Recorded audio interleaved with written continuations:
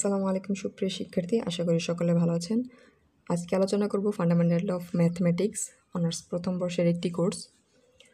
তো আমি আজকে আলোচনা করব হচ্ছে চ্যাপ্টার 10 নিয়ে। এখানে চ্যাপ্টার 10 হচ্ছে সামেশন অফ অ্যালজেব্রিক সিরিজ, অর্থাৎ বীজগাণিতিক ধারার যোগফল। তো আমরা হচ্ছে এই চ্যাপ্টারের এক্সাম্পল শুরু করার আগে কিছু বেসিক এবং কিছু ম্যাথ সম্পর্কে চলুন জেনে নিই। তো প্রথম অংশে আমরা একটি সূত্র সম্পর্কে জেনে নেই, যে এখানে বলা হয়েছে যে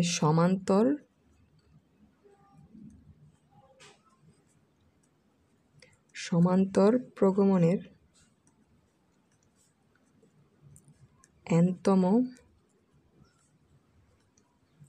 nতম পদ সমান সমান হচ্ছে a plus n minus 1 into D. এখানে এ হচ্ছে একটি ধারার প্রথম পদ এবং n হচ্ছে n এবং n মাইনাস 1 এবং ডি হচ্ছে এখানে পার্থক্য, অর্থাৎ একটি ধারা থেকে আমরা যদি তার nতম পদ অর্থাৎ nতম পদ বিধায় এখানে n যদি 1 থাকতো তাহলে এখানে 1 দিয়ে দিতাম। অর্থাৎ nতম পদের জন্য সূত্রটি হচ্ছে সমান্তরাল প্রগমন, অর্থাৎ সমান্তরভাবে যেই ধারাটি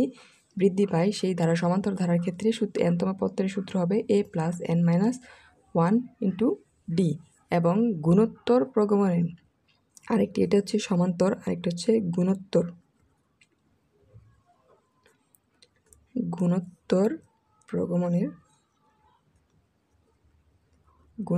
প্রগমনের nতম পদ নির্ণয় সূত্র হচ্ছে a আর n মাইনাস 1, অর্থাৎ এ হচ্ছে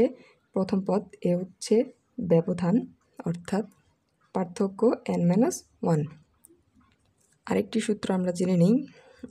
যদি একটি ধারা 1 plus 2 plus 3 plus dot dot dot nতম পদ এই অনুসারে বৃদ্ধি পায়, তার সূত্র হচ্ছে n প্লাস 1 ডিভাইডেড বাই 2। আবার যদি কোনো ধারা হচ্ছে 1 square plus 2 square plus 3 square plus dot dot dot plus এখানে প্লাস হবে plus n is equal to এই আকারে বৃদ্ধি পায়, অর্থাৎ স্কোয়ার থাকবে, অর্থাৎ এই আকারে যদি বৃদ্ধি পায় তাহলে এর সূত্র হচ্ছে n plus 1 2n plus 1 plus 6। আবার আরেকটি, যদি কিউব আকারে বৃদ্ধি পায় তাহলে আমরা দিই 1 cube plus 2 cube plus 3 cube plus dot dot dot এখানে n এর উপর স্কোয়ার হবে, যেহেতু স্কোয়ার পাওয়ার স্কোয়ার আকারে বৃদ্ধি পেয়েছে এখানে n এর উপর হবে কিউব। তাহলে এই ক্ষেত্রে আমরা সূত্র জানি n square n plus 1 square এবং হচ্ছে 4। এটা হচ্ছে আমাদের এই সমান্তর প্রগমনের nতম পদ, গুণোত্তর প্রগমনের nতম পদ এবং কিছু ধারা যদি পর্যায়ক্রমিকভাবে এই অনুসারে বৃদ্ধি পায় তার কিছু সূত্র। এখন আমরা জেনে নেই হচ্ছে প্রগমন কাকে বলে।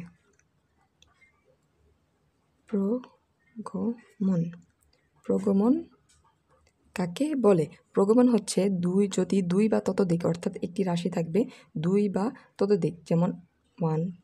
2 3 4 5 6, অর্থাৎ দুই বা ততোধিক রাশি বা পদ, একটি হচ্ছে রাশি বা পদ, একটি রাশি বা পদ একই রূপে বিদ্যমান থাকে, অর্থাৎ একই রূপে বিদ্যমান থাকে, যে এখানে 1 পর 2 মানে পর্যায়ক্রমিকভাবে বিদ্যমান থাকে এবং যাদের রাশি প্রত্যেকটি পর পূর্বপদ হইতে নির্দিষ্ট নিয়মে পাওয়া যায়। অর্থাৎ নির্দিষ্ট নিয়মে বলতে যেখানে আমরা দেখেছি 1 পরে 2, অর্থাৎ ব্যবধান হচ্ছে 1, 2 এর পর হচ্ছে রয়েছে 3, এখানেও ব্যবধান হচ্ছে 1, এখানেও 3 পরে 4 ব্যবধান 1, এখানেও 1, এখানেও 1, অর্থাৎ প্রত্যেকটির পার্থক্য কিন্তু আমরা 1 পাচ্ছি, অর্থাৎ পর্যায়ক্রমিকভাবে বৃদ্ধি পেয়েছে, উহাদের পূর্ব নিয়মে পাওয়া যায়, অর্থাৎ ব্যবধান 1 অনুসারে অথবা 2 আকারে বা মানে নির্দিষ্ট আকারে পাওয়া যায় ওই রাশিসমূহকে হচ্ছে এই রাশিসমূহ হচ্ছে প্রগমনের প্রত্যেকটি এক একটিকে হচ্ছে প্রগমন বলা হয়। এই হচ্ছে একটা উদাহরণ। আবার এভাবে থাকতে পারে 1 3 5 7, এই ক্ষেত্রে পার্থক্য এখানে হচ্ছে 2, এইখানে 2, এখানে 2, অর্থাৎ সমান আকারে বৃদ্ধি পেয়েছে, এটা হচ্ছে প্রগমন। এখন আমরা জানি ধারা কাকে বলে, যেহেতু এটা ধারা বিষয়ক ধারা কাকে বলে, অর্থাৎ এই যে প্রগমনের পদসমূহ যদি যোগফল প্রগমন পদসমূহের যোগফলকে প্রগমন ধারা বা সংক্ষেপে ধারা বলে। অর্থাৎ এই যে আমরা এখানে প্রগমনের কোনো চিহ্ন ছিল না, অর্থাৎ আমরা কমা আকারে বসিয়েছিলাম এক একটি পদ, কিন্তু এর যদি যোগ আকারে থাকে অর্থাৎ 1 + 2 + 3 + 4 + 5 এই আকারে প্লাস ডট ডট ডট এই আকারে যদি থাকে তাহলে এরা হচ্ছে আমাদের বলা হয় প্রগমন ধারা বা সংক্ষেপে ধারা বলা হয়। এটা হচ্ছে ধারা। বা আবার এইভাবে থাকতে পারে, এই ক্ষেত্রে 1 + 3 + 5 + 7, অর্থাৎ যদি কোনো চিহ্ন অর্থাৎ যোগ চিহ্ন আকারে থাকে তা হচ্ছে প্রগমন ধারা বা ধারা। এখন আমরা জেনে নিই সমান্তরাল প্রগমন কি। সমান্তর প্রগমন, সমান্তরাল প্রগমন অর্থাৎ যদি কোনো প্রগমনের যে কোনো পদের সহিত, অর্থাৎ আমরা একটি আগে উদাহরণ দিয়ে নিই, যেমন একটি ধারা 2 6 10 একটি, অর্থাৎ কোনো একটি প্রগমনের যে কোনো পদ কোনো পদের সহিত উহার পূর্ববর্তী পদের অন্তর, অর্থাৎ এই পদ থেকে এই পদের অন্তর কিন্তু সমান, অর্থাৎ 2 থেকে আমরা যদি এখানে 6 থেকে 2 বিয়োগ করি তাহলে পাই 4, আবার যদি 10 থেকে 6 বিয়োগ করি তাহলে পাই 4, আবার যদি 14 থেকে 10 বিয়োগ করি তাহলে কিন্তু পাই 4, অর্থাৎ অন্তরগুলো অন্তর বা বিয়োগফল সমান। এই যে এখানের বিয়োগফল সমান, এখানের বিয়োগফল সমান, এখানে বিয়োগফল সমান, তাহলে এই প্রগমনকে হচ্ছে সমান্তরাল প্রগমন বলা হয়। তাহলে আরেকটি জিনিস রয়েছে হচ্ছে গুণোত্তর প্রগমন, হচ্ছে গুণোত্তর প্রগমন। গুণোত্তর প্রগমন কি, এখানে আমরা দেখছি যে ব্যবধান কিন্তু হচ্ছে সমান আকারে বৃদ্ধি পেয়েছে, এখন দ্বিগুণ আকারে বৃদ্ধি পাবে। এখানে যদি আমরা যদি একটা ধারা নিই, 1 3 9 27, এখান থেকে এর পার্থক্য হচ্ছে 1 থেকে, তো পার্থক্য হচ্ছে যেমন 1 এর 3 গুণ হচ্ছে 3, এর 3 গুণ হচ্ছে 9 দ্বিগুণ আকারে, এবং এর দ্বিগুণ হচ্ছে 27, অর্থাৎ এই আকারে যদি কোনো হচ্ছে গুণোত্তর প্রগমন হচ্ছে যদি কোনো প্রগমনের যে কোনো পদ সহিত উহার পূর্ববর্তী পদের অনুপাত, এই প্রতি অনুপাত যা ছিল তারপর এই পদের অনুপাত সর্বদা সমান হয়, অর্থাৎ অনুপাতের পদ এই অনুপাত দ্বিগুণ আকার বৃদ্ধি পেয়েছে, হচ্ছে গুণোত্তর প্রগমন। তো আমরা এই প্রগমন, সমান্তর প্রগমন এবং গুণোত্তর প্রগমন অনুসারে একটি সমাধান ম্যাথ আপনাদের সলভ করে দিয়ে আপনাদের বুঝতে সুবিধা হবে। এখানে চ্যাপ্টার 10-এর এক্সাম্পল 3-তে বলা আছে n পদ পর্যন্ত যোগফল নির্ণয় করো, অর্থাৎ n পদ একটি ধারা দেওয়া আছে, এর n পদ পর্যন্ত যোগফল আমরা যে কীভাবে বুঝতে পারলাম যোগফল এখানে প্লাস রয়েছে, আর যদি এখানে কমা দেওয়া থাকতো তাহলে হচ্ছে যোগফল নির্ণয় করতে হতো না। তাহলে যোগফল নির্ণয়ের ক্ষেত্রে আমরা এই ধারাটির যোগফল এখন নির্ণয় করব। তো প্রমাণের সুবিধার্থে আমি ম্যাথটি তুলে নিয়েছি। এখন আমরা জানি হচ্ছে যোগফল পর্যন্ত, অর্থাৎ এইরকম আমি ধারাটি এখন তুলে নিই। ধারাটি হচ্ছে 1.2.4 + 2.3.5 + 3.4.6 ডট ডট ডট। তাহলে আমাদের একটি ধারা দেওয়া আছে, এই ধারার হচ্ছে আমরা যোগফল নির্ণয় করব। তো যোগফল নির্ণয়ের ক্ষেত্রে আমরা সূত্র জানি, হচ্ছে আমরা প্রথমে পেয়েছিলাম a + n - 1 × d, এই সূত্র ব্যবহার করে আমরা ধারাটির যোগফল নির্ণয় করব। এখানে a হচ্ছে প্রত্যেকটির প্রথম পদ, অর্থাৎ এই অংশের প্রথম পদের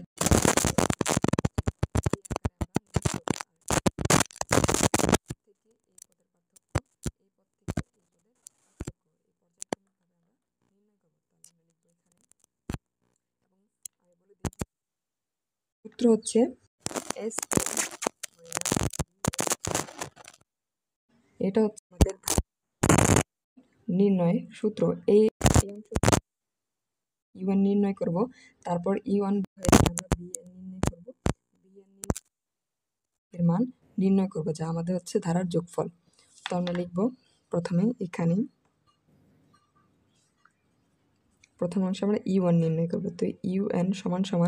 তাহলে আমরা এখানে u1 সমান এই অংশের প্রত্যেকটি ধারার ক্ষেত্রে প্রথম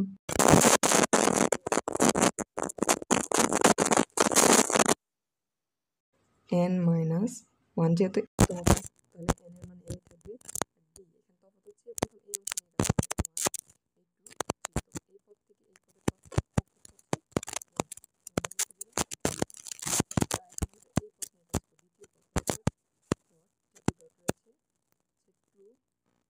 হচ্ছে 2 আর 2 হচ্ছে n মাইনাস 1 2 3 4 তো এখানে প্রত্যেকটি পদের পার্থক্য হচ্ছে 1 তাহলে আমরা লিখে দেবো 1 তারপর তৃতীয় পদ হচ্ছে 4 তাহলে আমরা লিখব 4 প্লাস n মাইনাস 1 এখানে 4 5 6 অর্থাৎ প্রত্যেকটি পদের পার্থক্য হচ্ছে 1 আমরা লিখে দিলাম 1 এখন আমরা ক্যালকুলেশন করব তাহলে যদি আমরা এই 1 দিয়ে এই অংশকে গুণ করি তাহলে থাকছে আমার 1 প্লাস n তারপর হচ্ছে মাইনাস 1 ডট এই অংশকে যদি আমরা গুণ করি 2 দিয়ে তাহলে পাই আমরা 2n সরি 2n 1 ডট এই অংশ পাই 4 plus n minus 1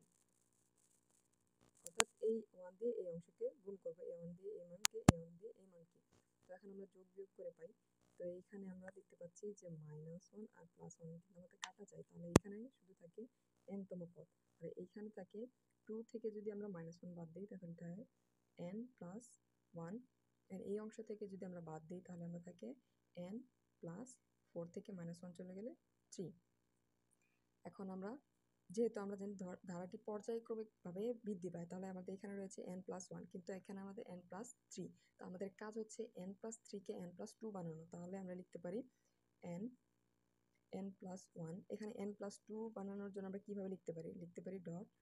n plus 2 2 এখানে একটা তাহলে 2 লিখলে আমাদের বাড়তি প্লাস 1 কিন্তু থেকে যায় তাহলে আমরা এটা ব্র্যাকেটের ভিতরে রেখে দিলাম এখন আমরা এই অংশ দিয়ে একবার এই অংশকে গুণ করব এবং এই অংশ দিয়ে একবার 1 কে গুণ করব তাহলে প্রথম অংশকে যদি আমরা গুণ করি তাহলে থাকে n প্লাস 1 এবং এই অংশকে গুণ করলে n প্লাস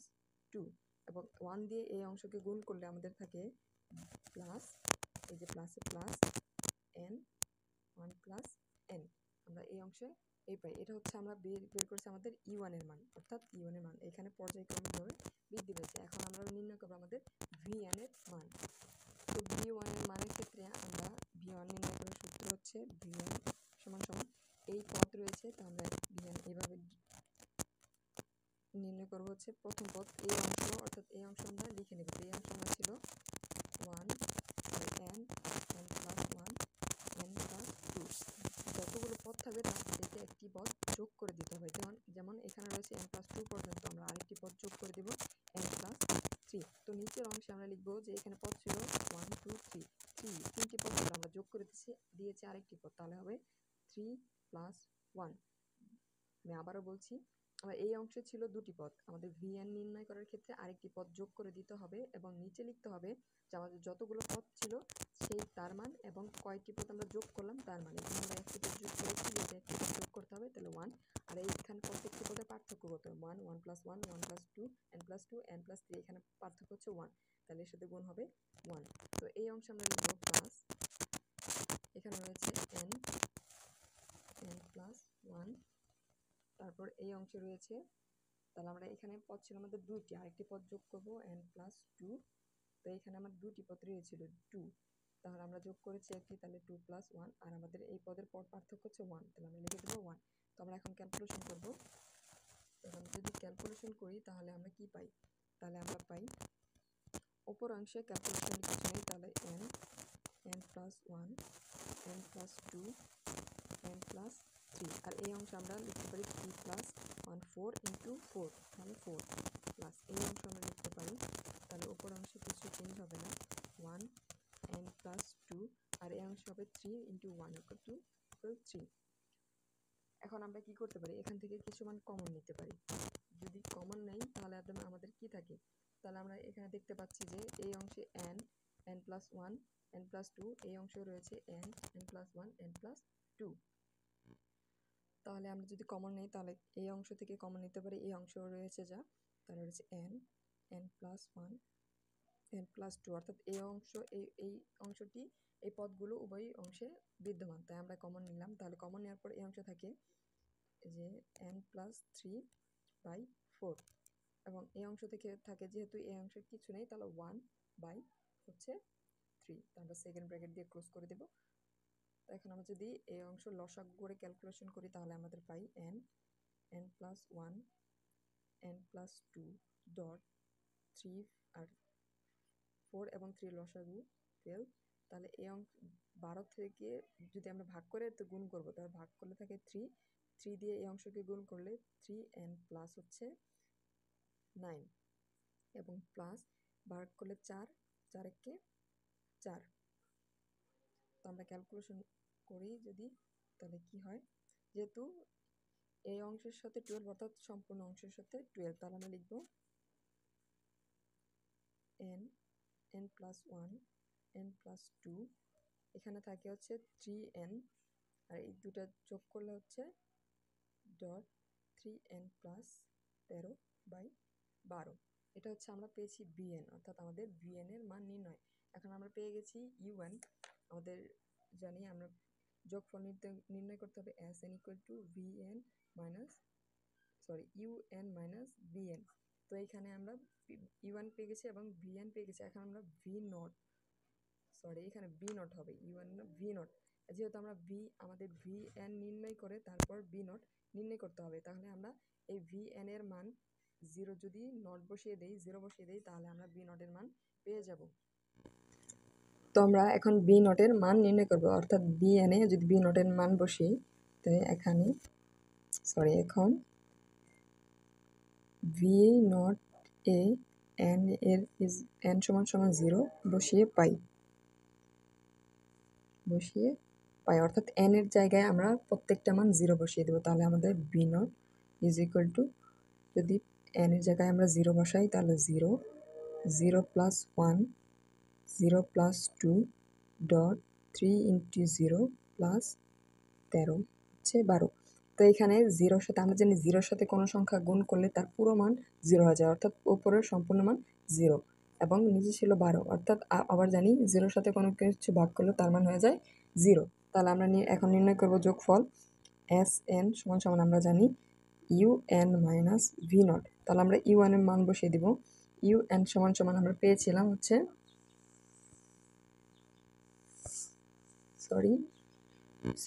এখানে হবে vn মাইনাস v নট। তাহলে vn এর মান আমরা পেয়েছিলাম এই অংশটুকু,